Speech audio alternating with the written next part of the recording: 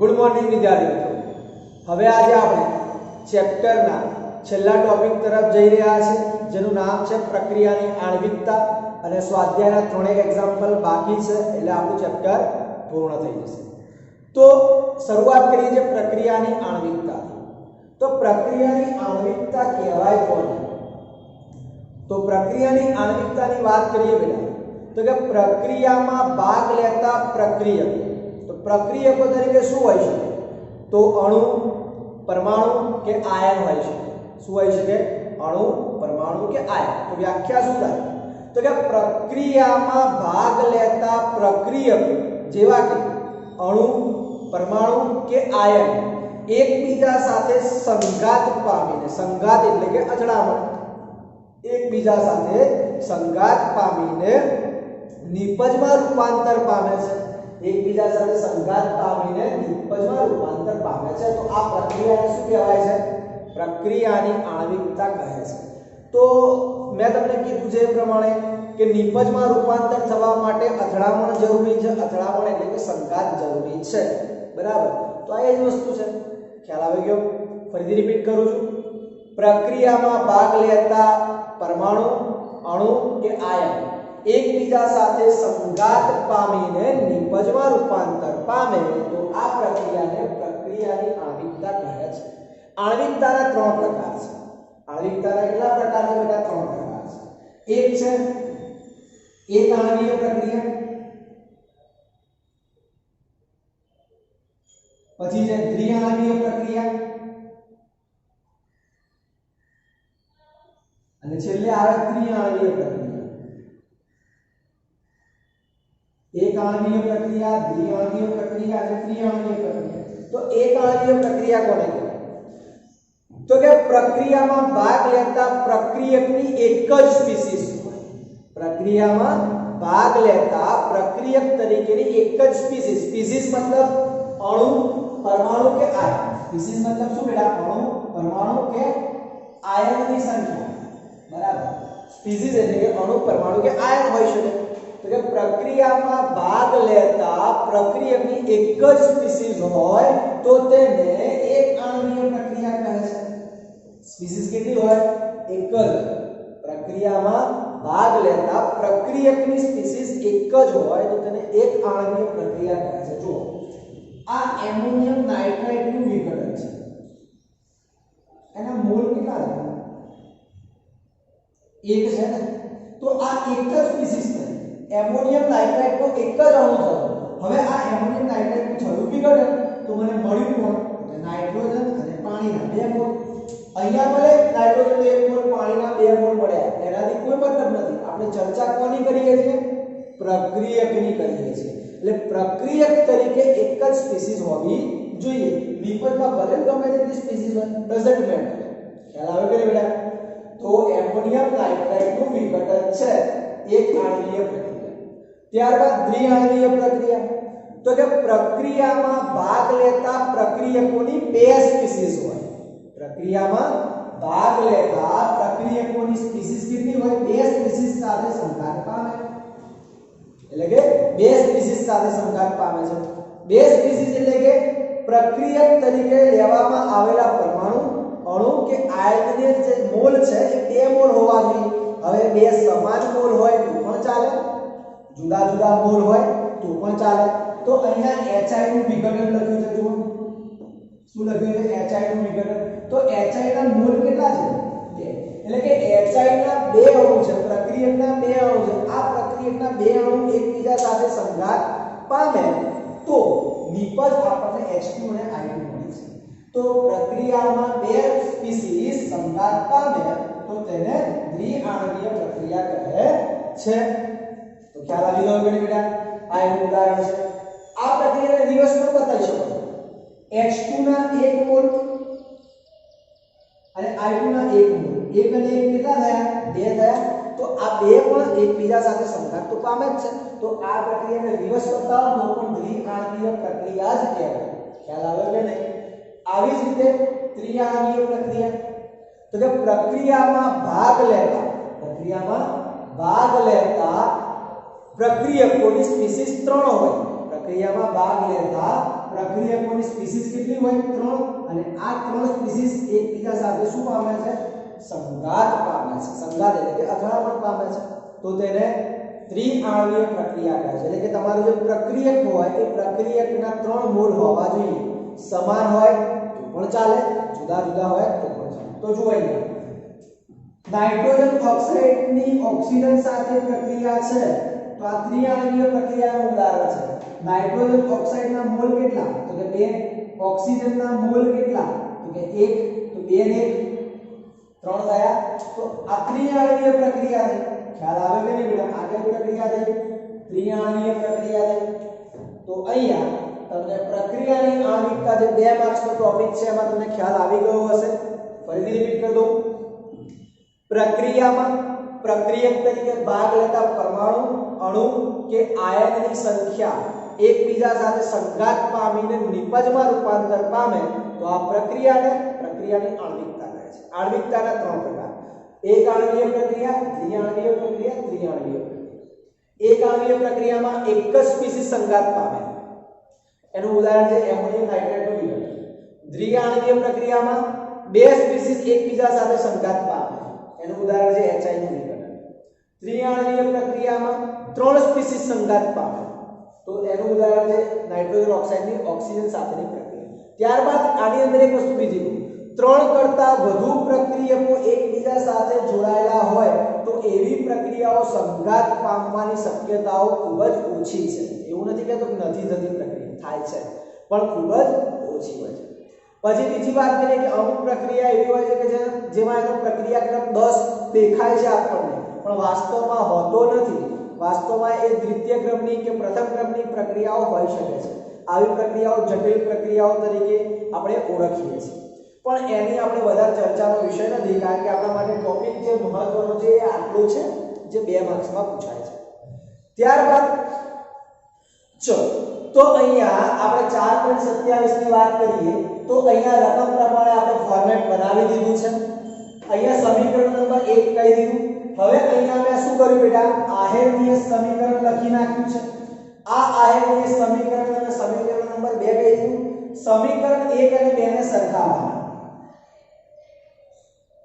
સમીકરણ 1 અને 2 ને સરખાવતા કારણ કે સમીકરણ 1 અને 2 માં તમે ડાબી બાજુ જુઓ તો સમાન છે તો જમણી બાજુ આપણે સરખાવી શકીએ તો log k છે ડાબી બાજુ સરખી છે તો જમણી બાજુ સરખાવી તો log a ની કિંમત કેટલી મળી જાય 14.34 તો અહીંયા તમને મેં કીધું હતું લાસ્ટ લેક્ચરમાં કે આવો MCQ પૂછાય છે તો log a ની કિંમત તમને મળી ગઈ 14.34 હવે તમે એન્ટી log શોધી લો આ log છે આ log જે છે એને ઓલી બાજુ આપી દો અને આ કિંમતનો એન્ટી log શોધી દો તો આના પરથી a નું મૂલ્ય તમને મળી જાય જે અત્યારે આપણને શોધવાનું કીધું નથી a છે log ઓલી બાજુ આપી દો એન્ટી log લઈ લો તો a આયનીય અચળાંક a ની કિંમત આપણને મળી જાય જે શોધવાની કીધી નથી પણ અહીંયા મેં તમને બતાવી દીધું કે આ રીતે શોધી શકાય છે ત્યારબાદ તો પછી આ પદ તો નેગ્લેક્ટ થઈ ગયું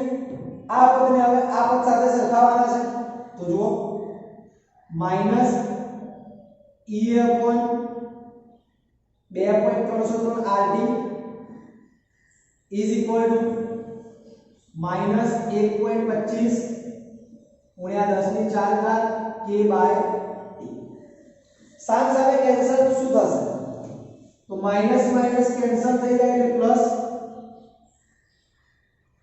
t કેન્સલ e એ શોધવાના છે તો e ને સૂત્ર કરતા બનાવી દો તો 2.303 r 1.25 ગુણ્યા 10 ની 4 ઘાત k ચલો e એ r ની કિંમત મૂકી દઈએ 2.303 r ની કિંમત 8.314 joule into kelvin inverse into mall inverse 1.25 ગુણ્યા 10 ની 4 ઘાત k તો અહીંયા k કટ થઈ જશે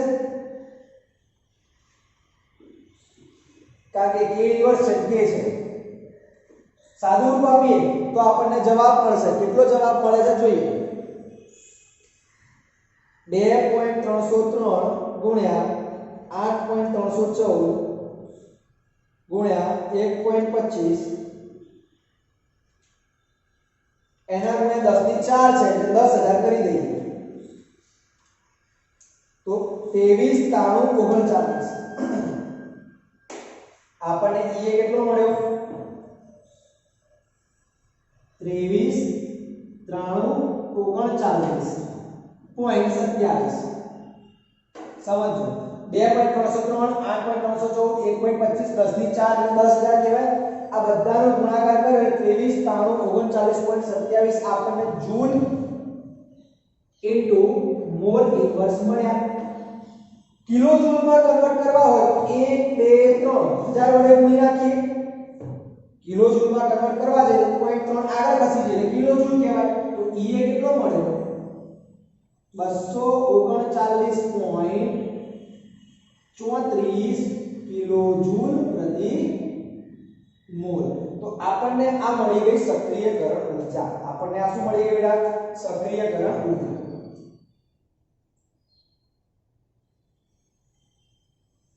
હવે સક્રિયકરણ ઊર્જા તો મળી ગઈ છે આપણને હવે શું કરીશું તો હવે તમને અર્ધ આયુષ્ય સમય આપેલો છે એના પરથી k શોધી કાઢીએ હવે તમને અહીંયા શું આપી દીધું છે બેટા અર્ધ આયુષ્ય સમય તો એના પરથી k શોધી કાઢીએ તો k = 0.693 by t1/2 0.693 divided by 256 minute આપેલી છે ભાગાકાર કરીએ એટલે આપણને k મળી જશે તો 0.693 divided by 256 0.00270 એટલે કે 71 એટલે 0.00271 મિનિટ ઇન્વર્સ મળે શું મળે મિનિટ ઇન્વર્સ મળે તો આપણને આ મળી ગયો k આપણને શું મળી ગયો બેટા k મળી ગયો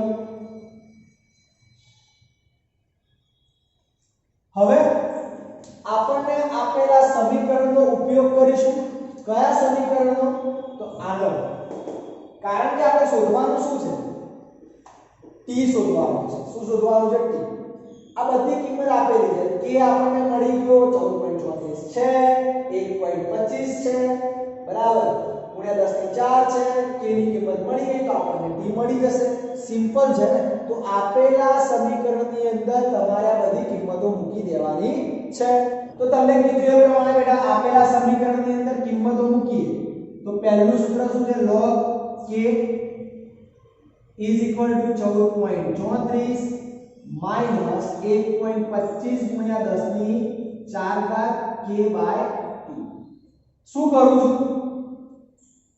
log k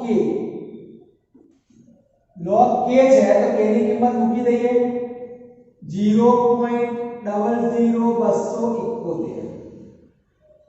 14.34 1.25 ગુણ્યા 10 ની 4 ઘાત k by 0.00271 જે છે એનો એન્ટી લોગ લોગ લેવાનો છે લોગ લઈ લઈએ 0.00271 નો લોગ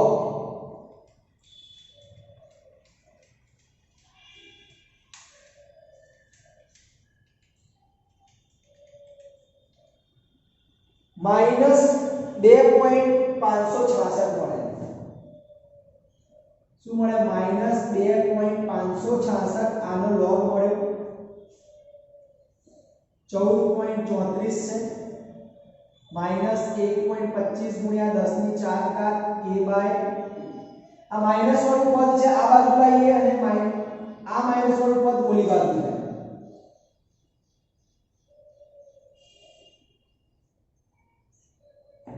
તો 14.34 પ્લસ 2.56 14.34 પ્લસ 2.56 16.9 મળે આ બંનેનો સરવાળો કેટલો મળે 16.9 અહીંયા છે 1.25 ગુણ્યા 10 ની 4 ઘાત k બાય t ને સામે લેજો 16.9 ને નીચે લાવો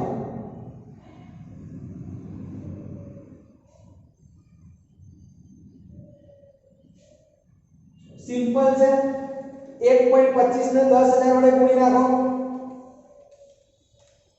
ભાગ્યા 16.9 કરી નાખો તો 739.6 તો તમને તાપમાન કેટલું મળ્યું 739.6 કેલ્વિન તમને ટેમ્પરેચર મળી ગયું એનો મતલબ કે આટલા તાપમાને તમારો અર્ધ આયુષ્ય સમય 256 મિનિટ થાય આટલા તાપમાને તમારો અર્ધ આયુષ્ય સમય કેટલો થાય 256 મિનિટ થાય છે ફરીથી રિપીટ કરી દઉં છું આખો એક્ઝામ્પલ સિમ્પલ છે રકમ આપેલી છે સમીકરણ આપેલું છે સમીકરણ 1 કહી દીધું આને આયોગીય સમીકરણ ને સમીકરણ નંબર 2 કહી દીધું સમીકરણ 1 અને 2 ની ડાબી બાજુ જે હતી એ સમાન હોવાની જમણી બાજુ સરખાવી તો log a = 14.34 થાય એન્ટીલોગ લઈ લો એટલે a નું મૂલ્ય મળી ગયું હવે માઈનસ વાળું આપત સરખાવ્યું માઈનસ માઈનસ કટ t પણ કેન્સલ e એને સૂત્ર કરતા બનાયા સાદું રૂપ આપ્યું છે સાદું રૂપ આપતા આપણને e કેટલો મળ્યો 239.34 કિલો જૂલ પ્રતિ મોલ હવે t 1/2 આપેલો છે એટલે કે અર્ધ આયુષ્ય સમય આપેલો છે તો એના પરથી k મળી જાય k મળ્યો 0.00271 મિલીલીટર આ k ની કિંમત ક્વેશ્ચનમાં આપેલા સૂત્રની અંદર મૂકી દેવાની છે અને સાદું રૂપ આપવાનું છે તો તમને સિમ્પલી રીતે આન્સર મળી જાય છે કેટલો બેટા 739.6 કેલ્વિન તો કે આટલા તાપમાને અર્ધ આયુષ્ય સમય 256 મિનિટ થાય છે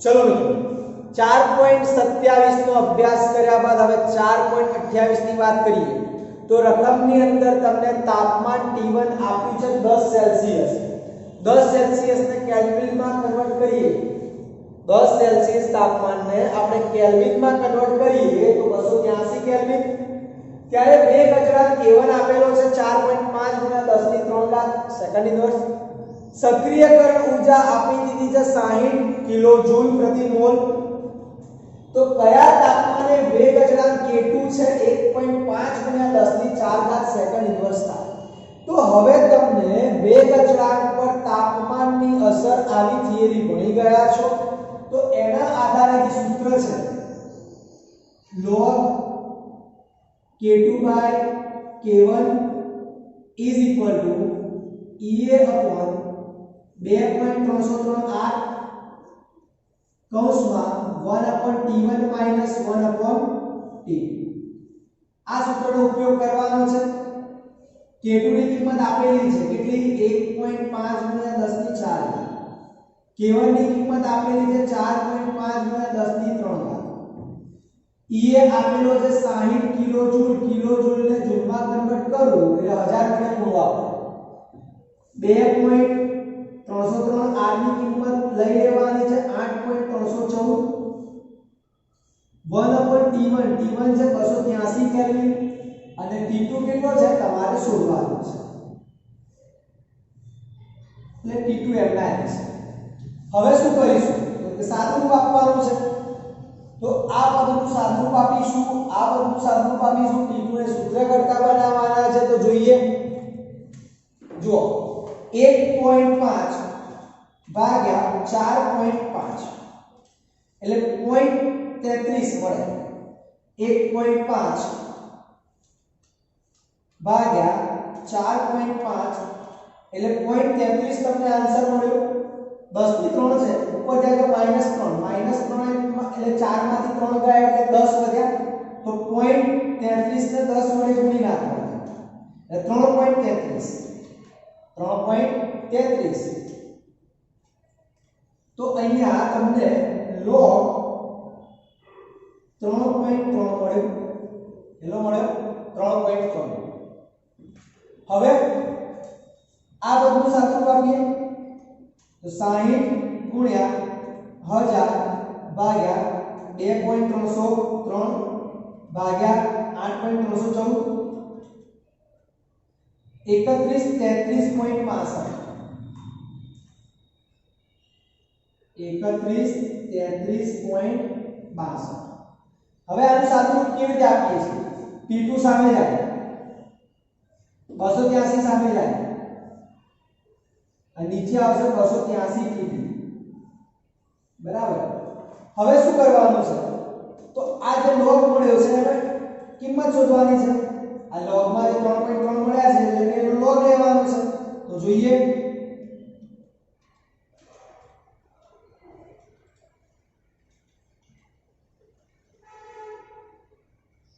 તો 3.33 નો આપણે log લઈશું. તો જુઓ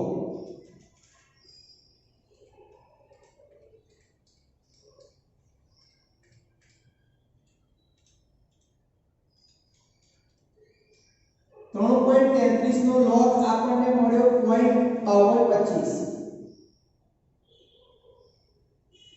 આ જે પદ છે એ ભાગાકારમાં લઈ દઉં.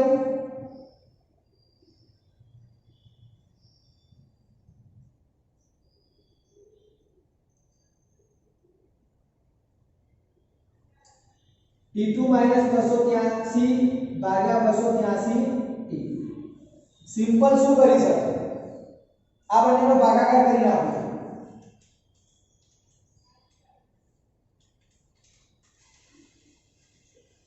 તો 0.0000166 is equal to T2 283 ભાગ્યા 283 આ 283 T2 છે આની સાથે ગુણાકાર કરી નાખીએ તો 0.0471 કેટલો મળે 0.0471 T2 મળ્યા.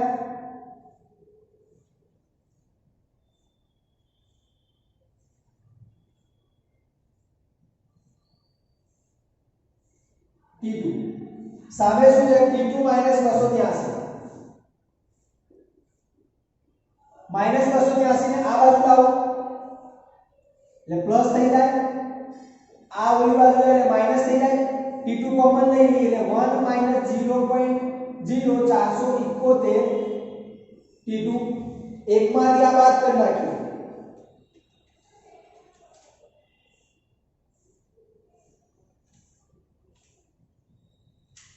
.952 283 is equal to 0.952 T2. T2 ને સૂત્ર કરતા બનાવી દઈએ તો 283 ભાગ્યા 0.952 કરી દેવાનું.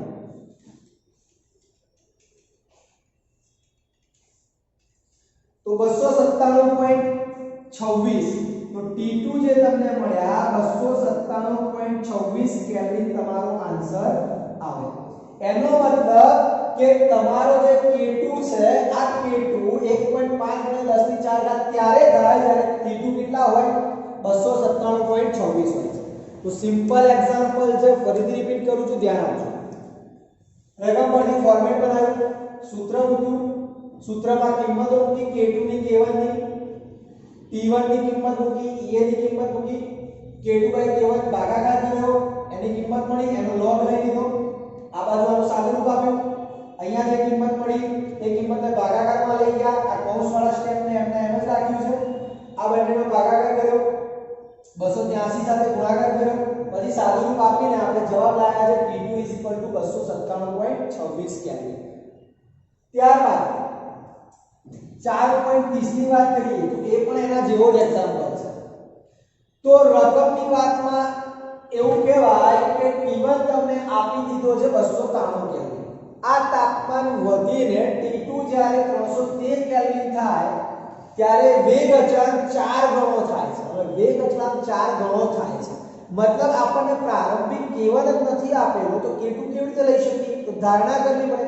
ધારો કે K1 છે તમારો x તો K2 થયો 4 ગણો એટલે 4x કહેવાય. તો તમારે સક્રિયકરણ ઊર્જા E શોધવાની છે. સક્રિયકરણ ઊર્જા શું શોધવાની છે E. સૂત્ર આનું આવશે log K2/K1 is equal to EA upon 2.303 R કૌંસમાં 1/T1 minus 1/T2.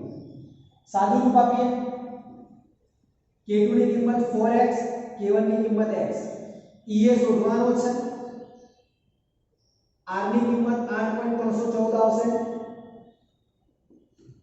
P1 તમારા છે 293, P2 છે 313. સાદુરૂપ આપી દઈશું આપણે. તો સાદુરૂપ આપતા આપણને જવાબ શું મળશે? તો જુઓ,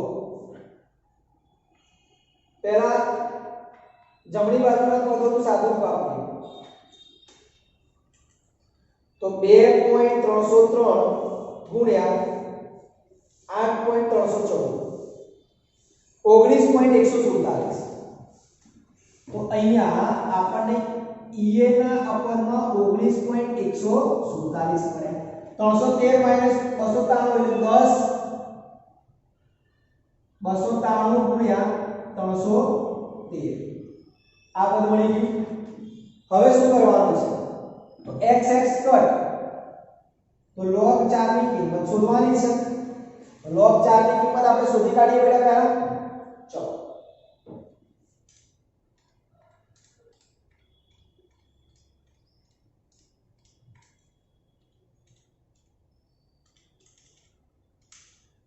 પોઈન્ટ 6021 સાદુરૂપ આપ્યું તમે log 4 ની કિંમત લેવાની છે. log 4 ની કિંમત 0.6021 એ તમારે શોધવાનો છે.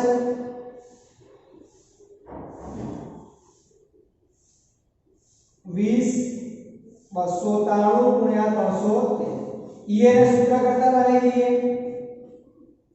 તો 0.6021 19.147 293 313 divided by 20 સાદુરૂપ આપીએ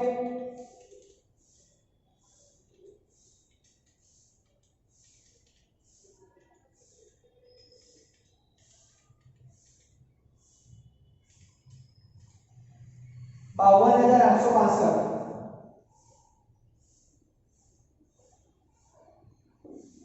94 કિલોજૂલ માં કન્વર્ટ કરીએ એટલે 52.86 કિલોજૂલ પ્રતિ મોલ તમને સક્રિયકરણ ઉર્જા મળે છે. બહુ સિમ્પલ એક્ઝામ્પલ છે બેટા. આના જેવો જ છે 4.28 જેવો, એટલે એની સાથે જ ગણેલો છે.